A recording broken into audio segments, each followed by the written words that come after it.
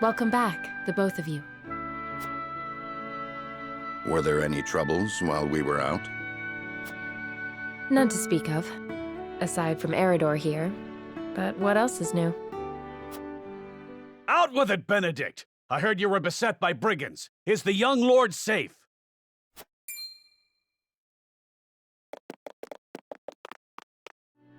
Lower your voice. Must you always shout so? Or can't you see that it was that big mouth of yours that invited trouble in the first place? There is no cause for concern, Eridor. Besides, I'm not a child anymore. Mayhap not, my lord. But I've known you since you were knee-high to a... never you mind.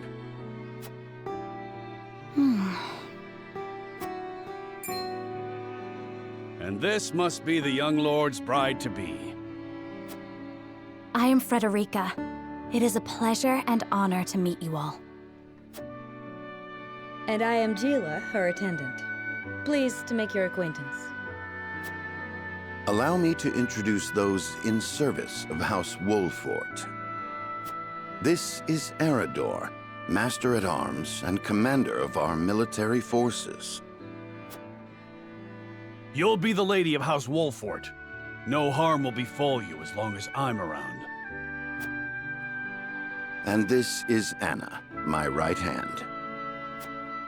If you require anything, just say the word. They may not be of my blood, but they are my family just the same, and from this day on, they're your family as well. I am aware that in all of Glenbrook, House Wolffort is second only to the royal family in power and influence. I will do my best not to disappoint you. A joyous day this is!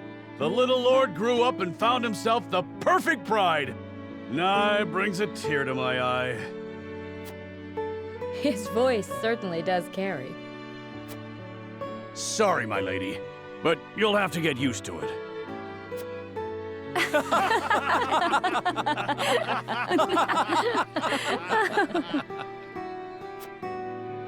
My lord, your father awaits you in his chambers. As for me, I must stay and discuss the preparations for tomorrow's festivities with Anna and Eridor. Lady Frederica, pray come with me. Father is expecting us.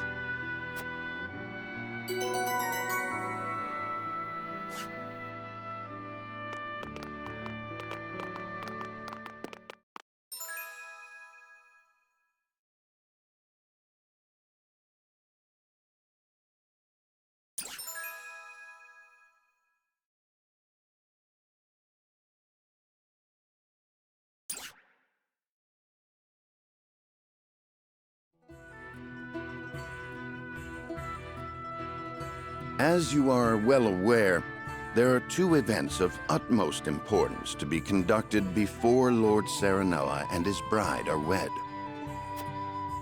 The ceremony to commemorate the joint mining venture. Still can't believe I'll be seeing the day when we break ground on a new mine right here in Glenbrook. And with the full support of Esfrost and Hyzant, no less. You can thank King Regnant for that. It was by his most wise and generous proposal that the three nations of Norzelia now strive toward a common goal. Needless to say, delegates from each nation will be joining in the festivities. From the Grand Duchy of Esfrost, Lord Dragan Esfrost, who is overseeing the technical side of the mining operations. The Holy State of Hyzant will be represented by Minister Lila Viscraft of the Saintly Seven. And our own Lord Simon will serve as Glenbrook's delegate and meet with the two before the ceremony. Yes? Quite so. After that, it will be House Wolffort's responsibility to see that our honored guests feel welcome. Anna, I would trust you safeguarding both Lord Dragan and Minister Lila. Consider it done. Then once that stuffy ceremony is over, we can get to the real highlight of the day, the tourney! Ah, my blood's already rushing, just envisioning the greatest warriors from all the realm clashing swords. From Esfrost, the much-renowned General of Laura. And from Hyzant, Minister Exham Marshal. I have heard much of his prowess as well. Then, of course, there's our reigning victor, the pride of Glenbrook, Sir Maxwell the Dawnspear. Still, I wish him all the best of luck against their hosts. They'll need it to beat House Wolffort. On that matter, there are two things I should make clear. Prince Roland has expressed a desire to join the tourney as a member of House Wolffort's contingent. Why would the boy want to fight with us and not his own arms master? Apparently, he originally formally requested to do just that, but King Regna would not allow it. And so he came to the young lord in hopes of finding another way in. Well, it's more than welcome in my book. The royal family said we're free to put together our own contingent after all. I reckon His Majesty would be beside himself with joy if we could deliver a beating to Esfrost and Hyzant. Doubtless so. Very well. I shall inform the prince that he is welcome in our ranks. Finally, there is the matter of Lord Simon's health.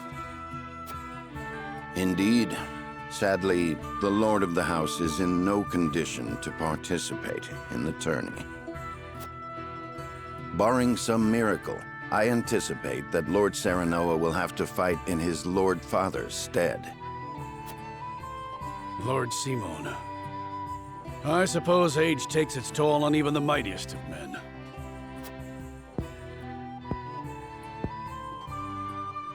So be it then.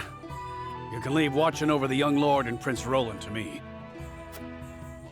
Good. I remind you that while this is a joyous occasion, all of our attendees have their own reasons for coming. Let us not give them an opportunity to catch us unaware.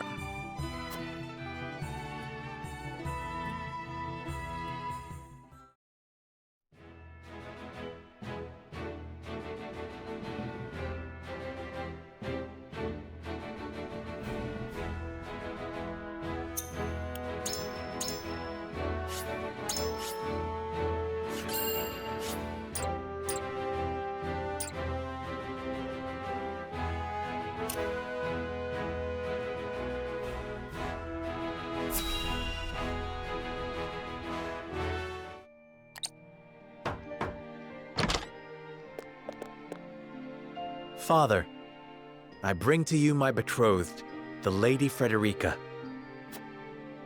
A pleasure to meet you, my lord. I am Frederica of House Esfrost. Ho ho! The pleasure is all mine. Were it not for the efforts of House Wolffort, the Saltiron War would rage on still today. I do not deserve the honor of joining your esteemed family, but I will endeavor to serve you all the same. There is no need for such formalities, my girl. You are tired from your journey, I am sure. Pray rest easy tonight. Thank you, my lord. I believe that in any journey, the first step is the most important. Before we go forward together, I should like to know why you chose to welcome one of Rosellan blood, such as I. Oh, I'd heard you were a strong-willed one. Pray forgive my insolence. And yet, I am set to marry into a mighty house of a foreign nation. I should like to know what you wish of me, that I might live up to your expectations. A most reasonable request. Both of you, listen well. Yes, Father.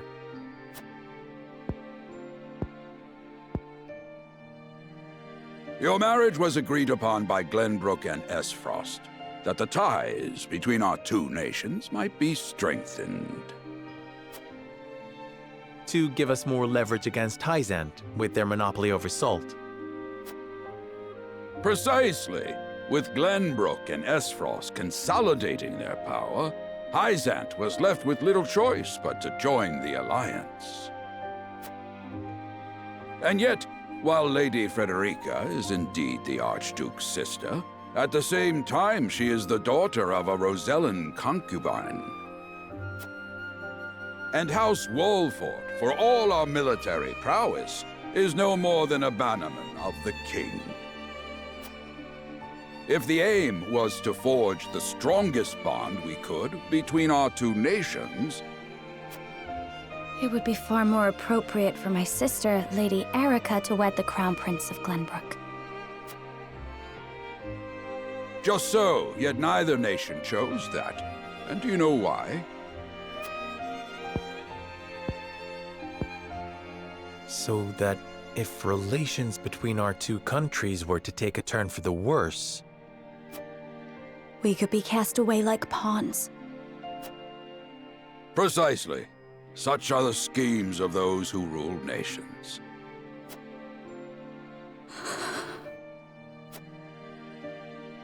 I understand now. And yet, no matter how impure the intentions behind this arrangement may be, I will not bring dishonor to the Wolffort name. Well said, my son. If that is your decision, then... Ah! Father! Lord Simone! I am an old man, and my health is not what it once was. For this reason and more, I have made my decision. As of this day, I abdicate my position as Lord of House Wolffort. You will serve in my stead from tomorrow forth, my son. But, Father, I am not ready to...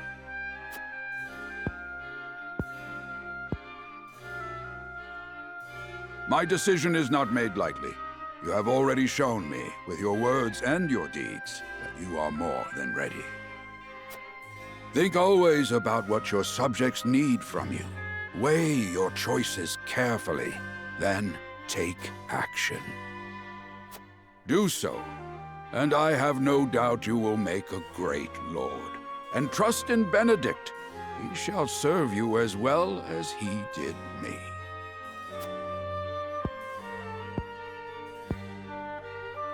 Thank you, Father. I will spare no effort that one day I may be as beloved by our people as you. Lady Frederica, your fate is not a simple one. There are many who would try to use the both of you as pawns in their own schemes. Even so, I hope that you will be there to support my son through it all, as his wife, but also as your own person. This is House Wolffort's entreaty, and the wish of a father. Of course, my lord. 'Twas my intention from the moment I boarded the ship.